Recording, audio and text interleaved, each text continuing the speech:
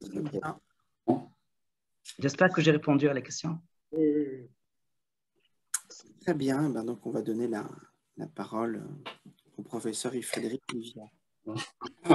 Mais effectivement, c'était une très bonne transition par rapport à certains thèmes que je vais évoquer maintenant.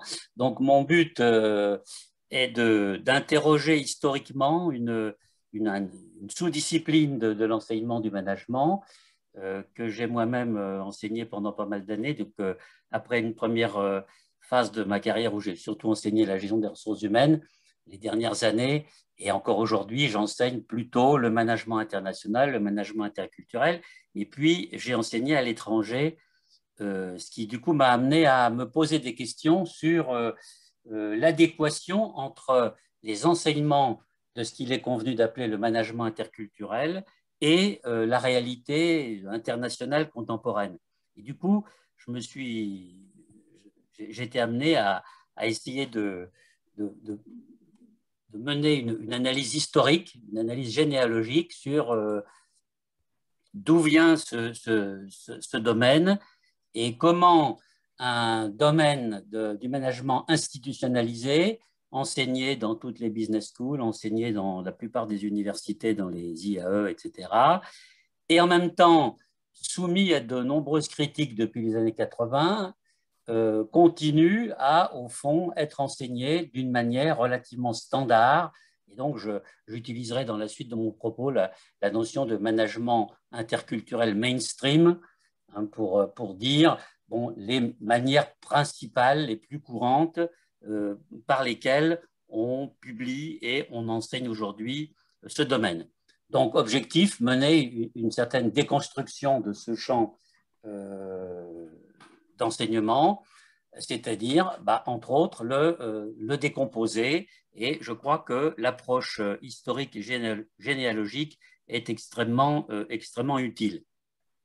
Alors, j'ai procédé en prenant deux ouvrages importants et en essayant de reconstituer les filiations, au fond, entre l'interrogation qu'on a pu se poser au début du XXe siècle et qu'on appelait la psychologie ethnique, c'est-à-dire l'étude des peuples, et puis l'ouvrage central et incontournable qui fait partie de tous les manuels de management interculturel et de tous les enseignements d'aujourd'hui, qui est le fameux ouvrage de Gert Hofstede, publié en 1980 et traduit en français en 1987.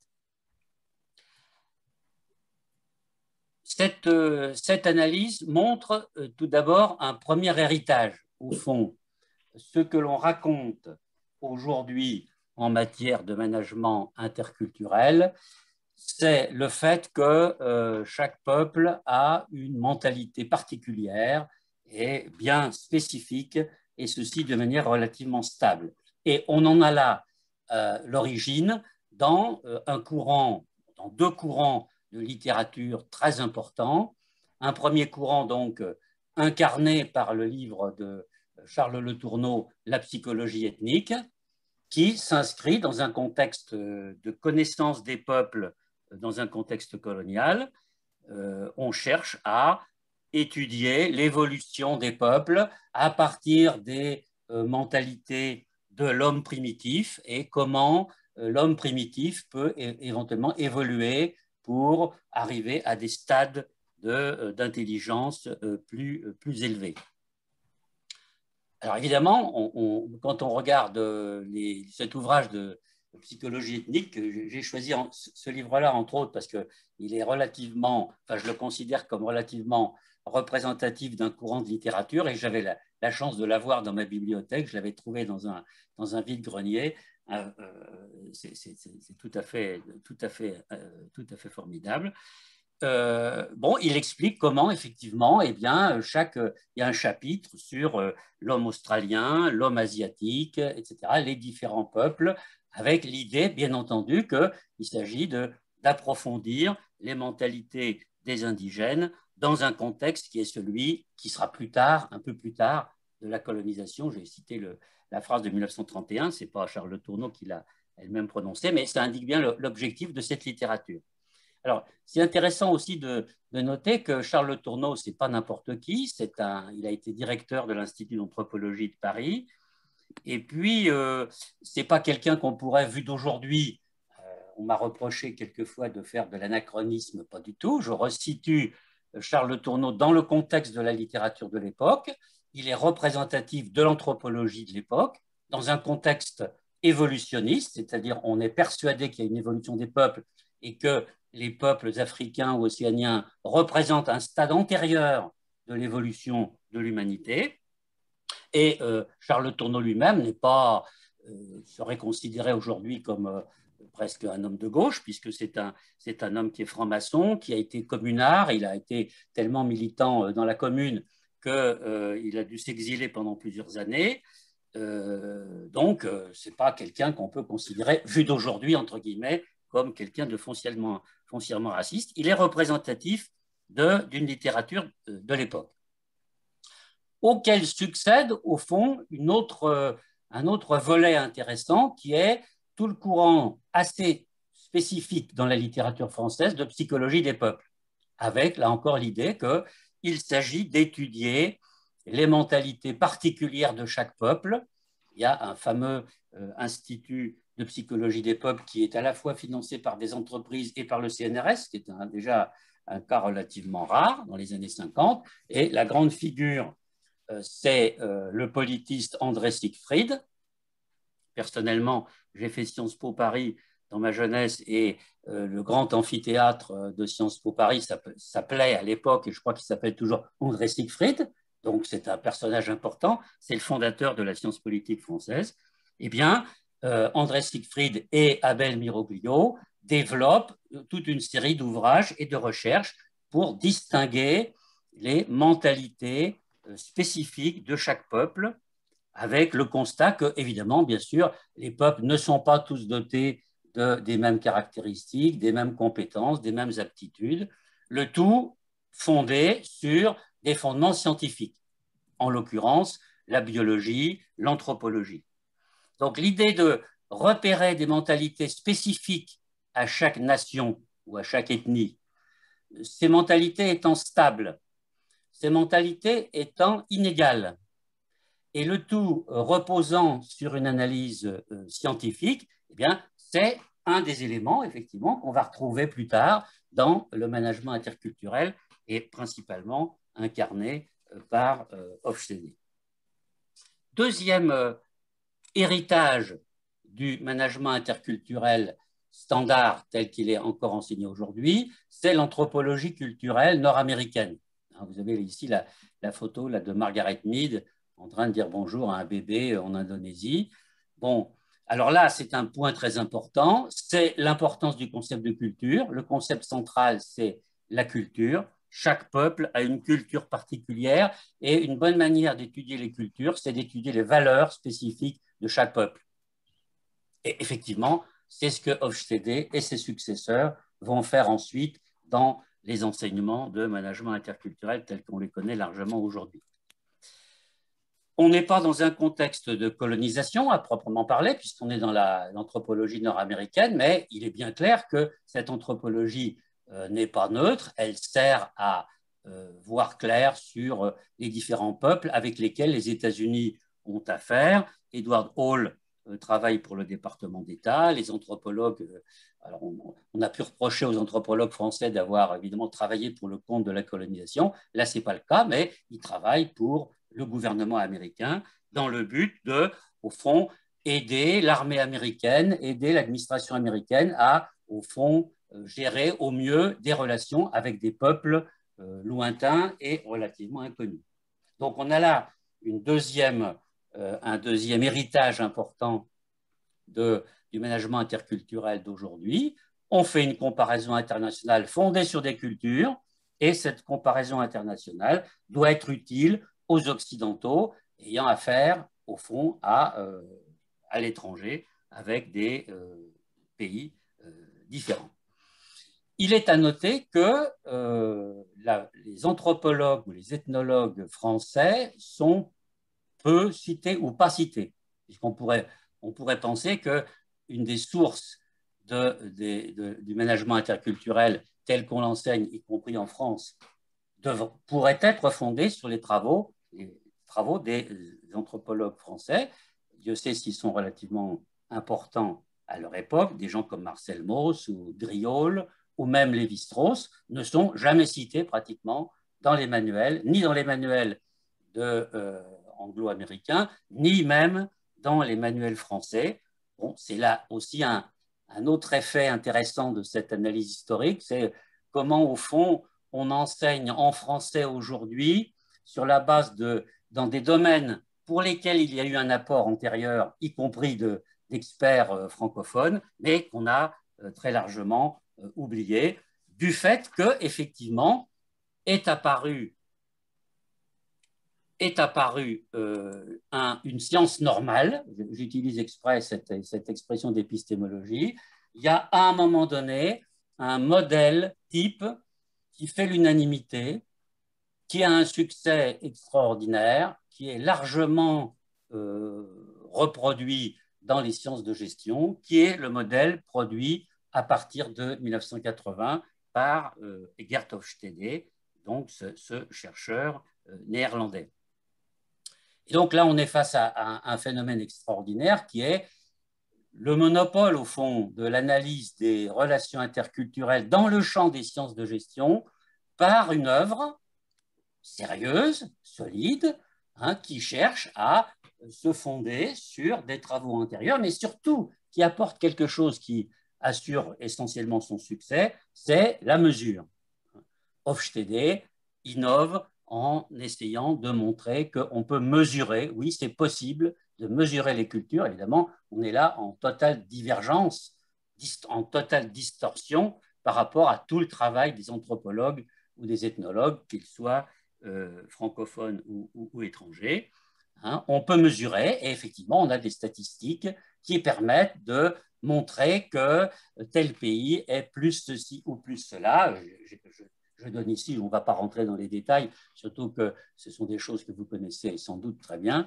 L'index de distance sociale ou de distance de pouvoir qui sépare les peuples les uns par rapport aux autres. Et on a là un modèle central qui, à un moment donné, est une science normale et donc qui ne peut pas être remise en cause, qui reçoit une reconnaissance suffisamment large, en tout cas dans le milieu des sciences de gestion, pour être considérée comme une vérité indubitable. Ce modèle est soumis à un certain nombre de critiques, mais comme dans toutes les phases où il y a une science normale à un moment donné, les critiques n'entament pas le modèle.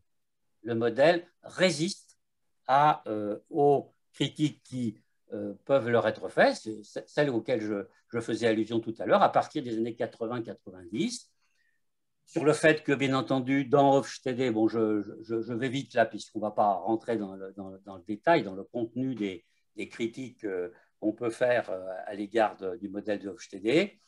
Comme par hasard, bon, les cultures européennes qui sont plus souples, plus démocratiques, dans lesquelles l'autorité serait plus démocratique, etc., sont évidemment privilégiées. La souplesse, le fait que l'individualisme est quand même plutôt préférable et plutôt lié quand même à l'efficacité que les sociétés non individualistes ou les sociétés dans lesquelles la tribu ou la famille joue un rôle important. Ça tombe très bien puisque le stéréotype féminin, on vient d'en parler, culture féminine, culture masculine, le collègue précédent vient d'en parler, ce n'est pas la peine que je revienne. Et puis surtout, on est toujours dans l'idée de culture nationale bien spécifique, dans lesquelles, bien entendu, tous les pays se sont placés sur un pied théorique d'égalité. Il n'y a pas de rapport de pouvoir, il n'y a pas d'impérialisme, il n'y a pas de domination économique ou financière d'un pays sur un autre. Et puis aussi, ce modèle, on lui a beaucoup reproché, est tout à fait muet sur les phénomènes de combinaison, d'hybridation, par lesquels des identités locales peuvent se retrouver en combinant des identités ou des valeurs à la fois professionnelles, sociales, nationales et autres. Et par conséquent, on se retrouve devant donc à partir des années 2000-2010, c'est encore largement vrai aujourd'hui, face à un domaine d'enseignement de la gestion qui est un domaine différentialiste, moi je l'ai appelé différentialiste, surplombant et occidentalo-centré. Différentialiste puisque les hybridations, les mélanges, les métissages auxquels faisait allusion, y compris Armand Hatchwell ce matin, sont impensables, ça ne rentre pas dans le modèle. Surplombant, parce qu'il y a bien un chercheur qui, du haut de sa science, fait passer des questionnaires et mesure, du haut de sa splendeur scientifique, les cultures des autres. Hein, c'est l'Occident regarde les autres à l'aide d'outils que le groupe d'Hofstede, j'allais dire la famille d'Hofstede, puisque son fils a succédé à son père est mort en 2020, et c'est son fils qui lui succédait, donc c'est pratiquement une PME familiale hein, qui continue à proposer des méthodes de mesure des cultures nationales. Et évidemment occidentalo-centrées, puisque les auteurs qui ont les centaines, pour ne pas dire les milliers d'auteurs qui ont repris le modèle d'Hofstede dans des travaux de recherche sont principalement des gens du Nord. Il y a très, très peu de chercheurs du Sud qui sont intégrés.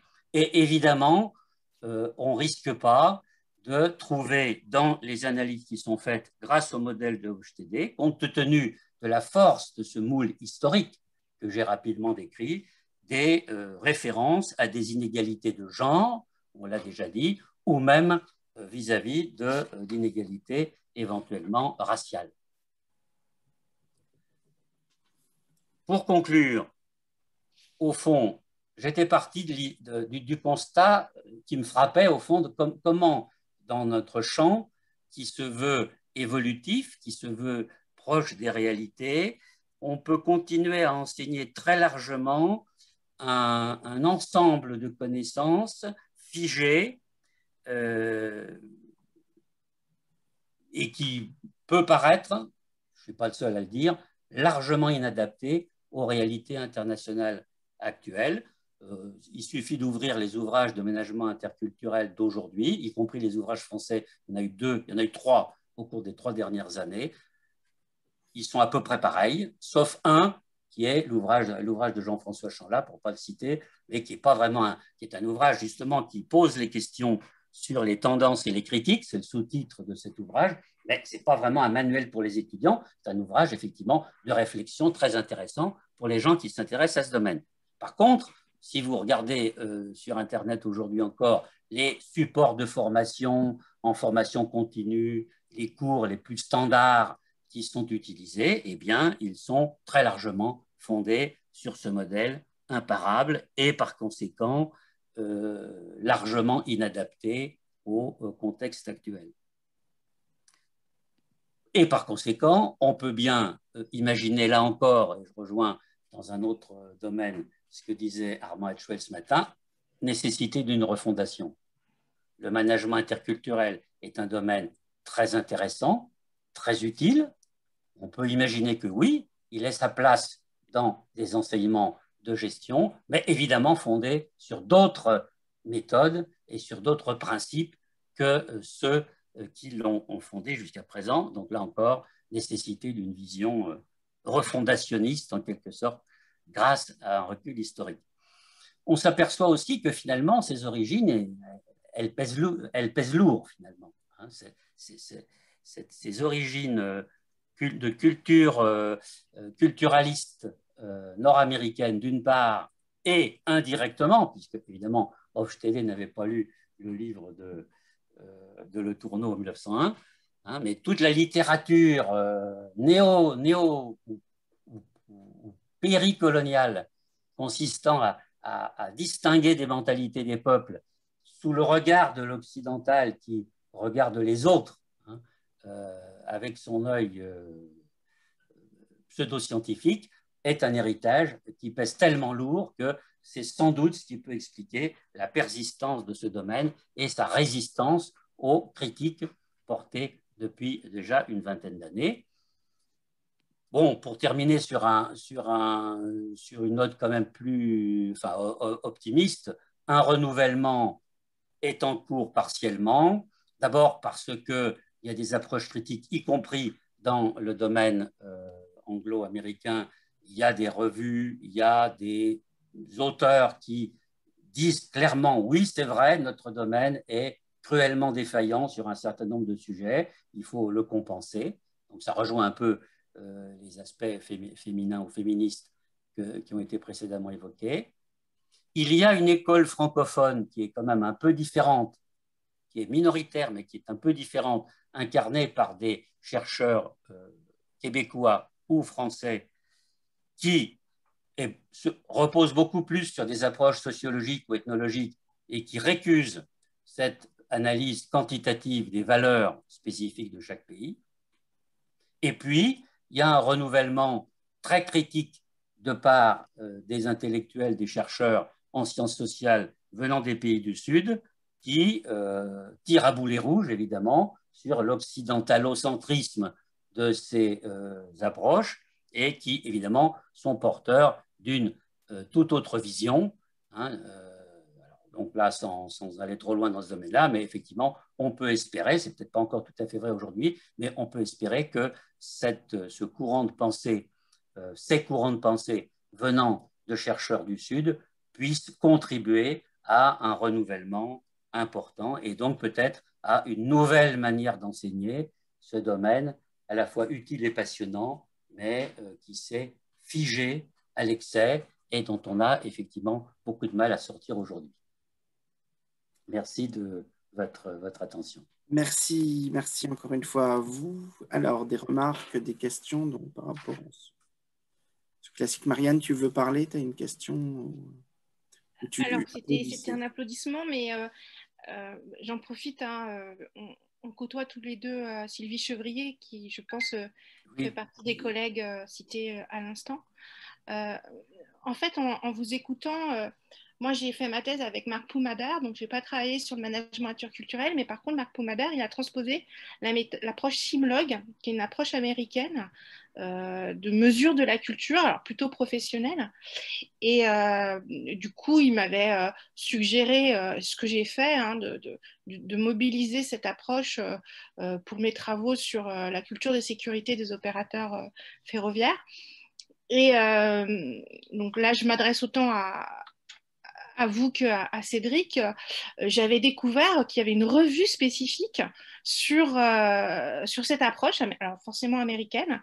Et comme elle est... Alors, moi, j'ai pas vraiment développé ça parce que j'ai très vite compris qu'en France, c'était pas la bonne approche pour parler de la culture organisationnelle et que j'allais me faire complètement flinguer.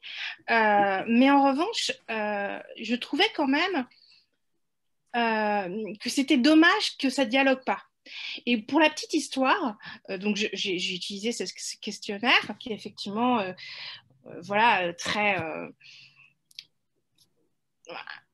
Moi-même, j'étais mal à l'aise avec ce questionnaire parce que c'est pas notre vision du monde et du travail coopératif. Mais en revanche, ce questionnaire soulevait des débats affolants. Notamment, il y avait une question sur la loyauté. Je travaillais en 99 sur les opérateurs sécurité de la SNCF. Je ne sais pas si vous voyez un peu l'ambiance. Et en fait, j'ai fini par noter toutes les réactions à mes questions. Et en fait, ça, c'est un substrat extraordinaire. C'est-à-dire qu'en fait, la manière dont les gens discutaient ce questionnaire qui était complètement pas adapté à la situation, était passionnant pour comprendre justement ce qui se jouait, notamment sur le rapport à l'entreprise et à la loyauté. Enfin, la question de la loyauté, ça pouvait me prendre 1 heure pour la déminer. C'était affolant. Et du coup, je me dis, par son biais, il était intéressant ce questionnaire. Parce qu'il n'était pas adapté, il révélait des choses que j'aurais pas trouvé si j'avais pris une approche adaptée. Enfin, c'est complètement paradoxal. Et encore une fois, j'ai jamais valorisé ça parce que j'ai assez vite compris que de toute façon, c'était pas un point central de ma thèse et que donc c'était pas la peine d'arriver sur ce terrain miné. Mais j'ai toujours en tête de me dire, mais en fait, il y a quand même il y a des annales entières là. Pour revenir sur Cédric, et comme mon directeur de thèse était l'ambassadeur de la méthode en France, il a tout Il a tout et c'est assez hallucinant quand même de se dire qu'il y a comme ça un domaine qui a existé, qui était essentiellement pratiqué par les consultants, mais il y a des années et des années de recherche universitaire s'emparant de cette approche. Voilà. Oui, vous avez eu beaucoup de chance qu'une méthodologie inadaptée produise des effets pervers, au fond, et en même temps très, très utiles. Donc, bon, c'est ce qui peut arriver de mieux à un chercheur. Bon, mais j'allais dire, c'est justement parce que l'outil était inadapté, je crois que ça confirme un peu le problème de ces questionnaires culturels ou culturalistes, que effectivement, ensuite, vous en avez tiré parti par les discussions. Bon. Et donc, on voit bien que là, il y a une différence quand même à la fois méthodologique et puis peut-être épistémologique entre un courant qui, Hofstede le dit lui-même, au fond, je n'ai pas inventé grand-chose, j'ai repris la psychologie des peuples, il ne le dit pas exactement comme ça, mais il y a des phrases qui sont très proches. J'ai repris à peu près la psychologie des peuples qui existait auparavant, mais ce que moi j'apporte, c'est qu'on peut le mesurer et que nous sommes dans le domaine du management et qu'il faut absolument mesurer. Bon. Et c'est la raison du succès. Et alors ça rejoint une autre analyse qu'on pourrait faire, mais qui a déjà été un peu discutée dans certains cercles de philosophie de la gestion, etc., qui est l'importance du chiffre dans la pensée managériale dans les 30 dernières années. Bon, il y a des auteurs qui sont très, très importants et très intéressants qui ont démontré ça. Donc, la percussion entre un historique de l'étude de mentalité culturelle, etc., plus le goût pour le chiffre et la capacité d'un questionnaire à mesurer des choses et à tirer des résultats, bien entendu. Personne n'a dit que les résultats étaient complètement faux, ridicules et nuls. Hein, il y a des résultats très intéressants dans Hofstede, bien entendu. Il ne s'agit pas de faire une critique radicale d'Hofstede dans ses résultats. S'il a eu un effet, une certaine influence, c'est parce que, oui, effectivement, certains chiffres peuvent renvoyer à des choses que l'on connaît, que l'on ressent ou qui ont été confirmées par d'autres recherches. Mais vous voyez bien la différence entre, effectivement, cette approche-là et l'approche anthropologique ou ethnologique, on pourrait dire classique, qui repose sur des études de terrain longues, sur une fréquentation des personnes, des groupes sociaux qu'il s'agit d'étudier dans la durée, donc incarné en France par Philippe Diribarne. Bon, il y a toute une école autour de Philippe Diribarne, bien connue, qui a développé. Alors évidemment, la différence entre les deux, c'est que Hofstede peut faire passer un questionnaire, enfin Hofstede ou des consultants qui s'en inspirent, puisque les consultants continuent à s'en inspirer directement. Hein, un consultant peut faire passer des questionnaires très rapidement, et ça va. Alors que Philippe Diribarne, bon, les bouquins de l'équipe Diribarne, c'est toujours 3 ou 4 ans d'études sur le terrain avec des rencontres, des observations, etc. Et donc, les deux méthodologies, du point de vue de la praticité ou de l'opérationnalité gestionnaire, évidemment, ça ne se compare pas. Sauf que il y en a une qui résiste à l'analyse et qui est conforme à des critères des sciences sociales quand même dans ce domaine, qui est l'approche effectivement Diribarne. Et puis, il y en a une qui, bon, au fond, est pleine d'inconvénients, pleine de travers, mais qui est plus facile. En plus, c'est beaucoup plus facile à enseigner. Pour l'avoir fait moi-même, hein, c'est sûr que si vous montrez les chiffres de Power Distance ou vous faites une devinette entre les pays, si vous avez un groupe d'enseignés de différents pays, etc., bon, vous leur faites deviner là, c'est beaucoup plus rapide et efficace sur le plan pédagogique que d'expliquer, que de prendre une étude de cas de Philippe Diribarne ou de son équipe. Bon. Donc voilà, c'est aussi ça. En même temps, ce qui est quand même important, c'est voilà, qu'est-ce qu'on enseigne aujourd'hui par rapport à la réalité des pays, des structures de domination au niveau international, des revendications des peuples, etc. Qu'est-ce qu'on raconte dans nos cours de sciences de gestion et quel est l'historique de ce qu'on raconte? Et là, effectivement, en tout cas, c'est la thèse que je défends, cette inadaptation d'une part et cette historique d'autre part sont relativement accablants. Très bien. Très bien. D'autres questions, remarques par rapport… Ah oui, et là, Sandy qui veut intervenir. Oui, je vous remercie. C'est une présentation qui est très intéressante. Et dans cette idée, même si vous n'avez pas forcément prononcé le terme, et peut-être qu'il est polémique, mais allons-y, puisqu'on est entre nous. Oui, de décoloniser… oui, bien sûr, bien sûr. Donc, ça fait à peu près 5 ans que je lis que des trucs là-dessus. Alors là, vous allez pas me… J'ai l'habitude. Hein, et mes étudiants en Afrique, en Amérique latine et tout, je suis en plein là-dedans. Donc, mais j'ai fait exprès de ne pas trop l'utiliser. Enfin, je prends juste une seconde. Hein, je vous laisse poser la question. J'ai parlé d'épistémologie du Sud. J'ai exprès parce que, bon, comme on est sur un terrain très délicat en France, hein, et je l'ai moi-même éprouvé parce que ce que je fais là est tiré d'un article que j'ai soumis à une grande revue, et dans les évaluateurs, c'est en cours d'examen, et dans les évaluateurs, j'ai bien senti qu'il y avait, outre des remarques qui pouvaient être parfaitement fondées sur le plan de ma démarche, il y avait une résistance totale à pouvoir considérer qu'il pouvait y avoir le moindre lien entre le colonialisme et le management qu'on enseigne aujourd'hui. Alors cette idée-là, qui pour moi est une idée absolument banale, qui ne fait même pas l'objet de discussion, Dieu sait s'il y en a d'autres avec le courant postcolonial, bon, mais rien que cette idée-là, faisait frémir certains évaluateurs. Donc, je referme la parenthèse pour dire, vous pouvez y aller, effectivement. Je vous laisse poser la question. Je ne sais pas si je vais y aller franchement, vu effectivement le contexte universitaire et le contexte français.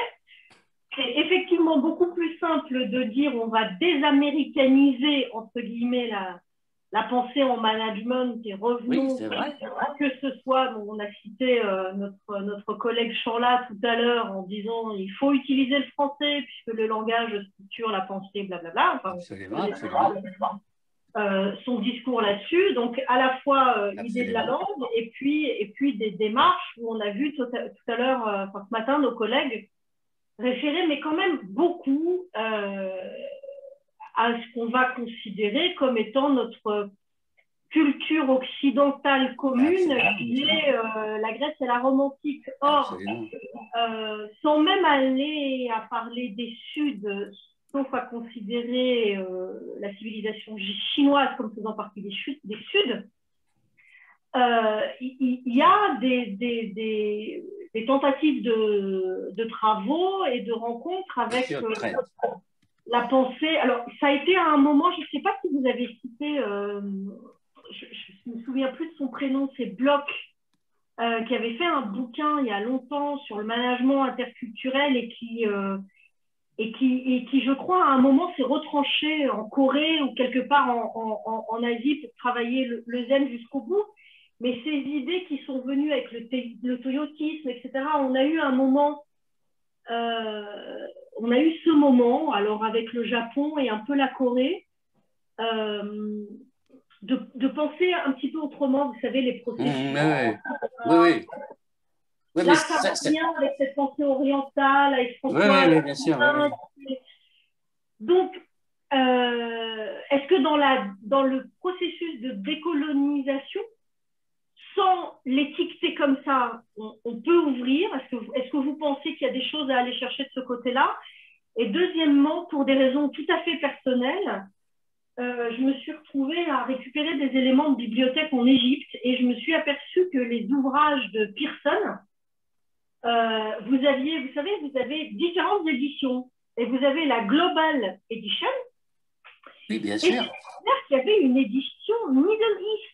Et je me suis dit, ce qui serait rigolo, ce serait d'investiguer aussi, ça c'est pour la partie enseignement, de qu'est-ce qu'on enseigne et quels sont les modèles en fait qu'on porte et qu'on transporte, de regarder un petit peu ces manuels-là, de voir ce qu'ils font. Est-ce qu'ils gardent le même discours en faisant juste des études de cas différentes pour Middle East, ou est-ce qu'il y a un autre travail qui est fait? Mais dans la décolonisation slash impérialisme américain slash pensée orientale, je trouve ça proprement fascinant, et je vous remercie beaucoup pour cette présentation. Alors, pour la partie décolonisons nos contenus d'enseignement, y compris nos méthodes, etc., c'est un courant déjà très fort en langue anglaise. Tout un tas d'Américains, d'Anglais, il y a des Indiens, etc. Bon, donc là c'est très fourni. Et ce qui est justement, alors ça dépend des sous-disciplines de la gestion. Les sous-disciplines de la gestion sont plus ou moins sujettes à ce genre de critique. Alors bon, dans le domaine de la stratégie, dans le domaine de la gestion des ressources humaines, dans le domaine du management international, il y a des numéros entiers de revues qui sont « Décolonisons le management international ». Donc ça, c'est très clair. C'est affiché comme tel, etc. Et donc, bon. Par contre, il y a d'autres domaines, par exemple le marketing, pour ne pas le citer, où là, bon, si vous voulez quand même publier, si vous êtes français ou américain et vous voulez publier un article de marketing, vaut mieux quand même pas trop parler de décolonisation. Bon, donc vous voyez, ce mouvement-là, il existe déjà, il est lancé, il est soumis à discussion parce que tout n'est pas acceptable, il y a des choses qui... Bon, enfin, le mouvement est tout à fait lancé, et pour ce qui est du management international, il est déjà assez avancé. Pour le management interculturel, c'est un peu plus difficile parce que le simple fait de parler de culture et de fait de comment on va gérer les cultures, etc., tout de suite, nous diront nos amis sud-américains ou africains, tout ça, c'est déjà de la structure de mentalité du Nord. Donc, alors, quant à un autre volet qui est la curiosité, alors que moi j'appellerais, on va être un peu méchant une seconde, la curiosité exotique qu'on peut avoir, et donc il n'y a qu'à aller dans n'importe quelle librairie, vous avez tout un tas de livres sur le Tao appliqué au management, etc. etc. Bon, n'importe quel consultant qui a été passé 15 jours en Thaïlande rapporte un bouquin en se disant comment je vais pouvoir mettre ça dans mon prochain séminaire de formation de cadre. J'ai vu ça très bien de très près quand j'étais, y compris consultant, avant de devenir enseignant. Bon, donc voilà. Donc là, vu de nos collègues du Sud, c'est de la blague, quoi. C'est toujours l'occidental qui s'amuse du haut de sa splendeur à regarder l'autre avec un A majuscule. Ah bah oui, l'autre, il est peut-être pas aussi bête qu'il en a l'air, et il y a peut-être des trucs à piquer. Qui a piqué pourquoi? Pour faire marcher le système, quoi. Pour faire qu'on managera mieux les filiales en Indonésie ou en Chine, etc. Sauf qu'on est en train de se casser les dents sur la Chine, mais ça c'est un autre sujet. On pourrait y consacrer uniquement une journée d'études uniquement là-dessus. Donc là, je dirais, c'est pas de ce côté-là qu'il faut regarder le renouvellement. Là, c'est des petites amusettes folkloriques, à mon avis, sans intérêt du point de vue épistémologique ou du point de vue de l'enseignement. Par contre, effectivement, travailler avec des groupes multinationaux, avec des gens du Sud, réviser, oui, il y a de quoi faire. Il y aura peut-être un manuel qui malheureusement paraîtra sans doute en anglais dans un premier temps, un manuel interculturel décolonisé. Oui, je pense que ça va bientôt arriver. Très bien, merci à vous. On va passer à... Ah, il y avait peut-être une intervention d'Anis Nishi. Si on peut aller vite, puisqu'on a donc pris Oui, on a pris du retard. Bon, j'espère que ma question ne va pas prendre beaucoup de temps. Voilà, je voulais dire, est-ce qu'il faut en finir avec Hofstede?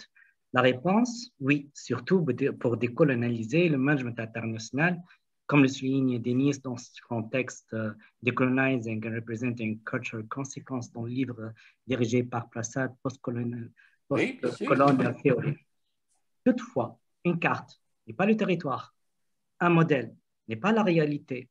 Et le modèle canonique de Hofstede, avec ses dimensions, n'est qu'un modèle qui aide surtout à répondre à un certain nombre de questions, comme comment négocier avec les partenaires étrangers, comment établir avec des modes de management efficaces, comment peut-on former des cadres expatriés à une expérience internationale, et ainsi de suite. Vous l'avez bien souligné, et, les mots dans ce modèle. Mais est-ce que vous pouvez, au moins, par rapport à ce modèle, proposer un modèle alternatif? Est-ce que vous avez déjà commencé ce travail-là? Non. Bon, alors, c'est vrai que, bon, qu'il y a un besoin d'utilité pour des séminaires ou pour des enseignements, c'est évident. Hein. Bon, bon. Alors, ça touche un problème épistémologique plus de fond qui est est-ce que les sciences de gestion se définissent par la production de connaissances actionnables ou pas? Enfin bon, on fait la discussion de ce matin si par contre on est dans une optique plus fondationniste, c'est pas sûr. Enfin en tout cas, bon, c'est une première question. Deuxième aspect de la question, Hofstede, on s'en est beaucoup servi pour en tirer des conséquences en matière de négociation et tout, mais en général, ça ne marche pas si bien que ça. Hein. Comment négocier avec son partenaire étranger? Ça, vous allez peut-être pouvoir faire des séminaires en exploitant des expériences de cadres supérieurs qui ont négocié avec des chefs d'État, mais tous ces gens-là, ils n'ont pas lu Hofstede. Hein. Donc, le branchement entre l'utilisation de consultants et le modèle Hofstede n'est pas si évident que ça. Il n'est pas si utile que ça comme modèle. Si encore, bon. Et puis, troisièmement, moi, je ne peux pas répondre parce que sinon, dans l'histoire des sciences, il y a bien eu des modèles qui sont imposés qui étaient faux. Ce n'est pas parce qu'il y a un modèle unique qu'il est vrai. Donc, le fait qu'il n'y en ait pas d'alternative d'abord, n'est pas tout à fait vrai. Je pense qu'il y a des alternatives. Et puis, c'est vrai que si on cherche un modèle dominant, mesurable, internationalement connu, diffusé en anglais, bon, c'est vrai qu'il n'y en a pas. Mais faut-il qu'il y en ait? La vraie question, c'est faut-il qu'il y ait? Moi, personnellement, ma réponse est non, bien entendu. Faut-il qu'il y ait? Faut-il que l'enseignement de la gestion repose sur des modèles relativement simples, quantifiables, produits par des auteurs de langue anglaise et diffusés en 23 langues? Ma réponse est non. Je pense que c'est un échec des sciences de gestion si la science de gestion, c'est ça. Bon, c'est ma réponse personnelle. Donc, le fait qu'il n'y ait pas d'alternative ne me gêne pas du tout. Hein. D'abord parce qu'il y a quand même des alternatives. Il y a des articles critiques. Effectivement, vous citiez Prasad et compagnie. Donc, effectivement, il y a des gens qui réfléchissent. Il y a des Indiens, il y a des Sud-Américains, il y a des Péruviens, il y a des Africains, etc. Dieu merci. Hein. Et puis, le fait qu'il n'y ait pas d'alternative identique qui pourrait faire le basculement, le remplacement terme à terme, je dirais tant mieux.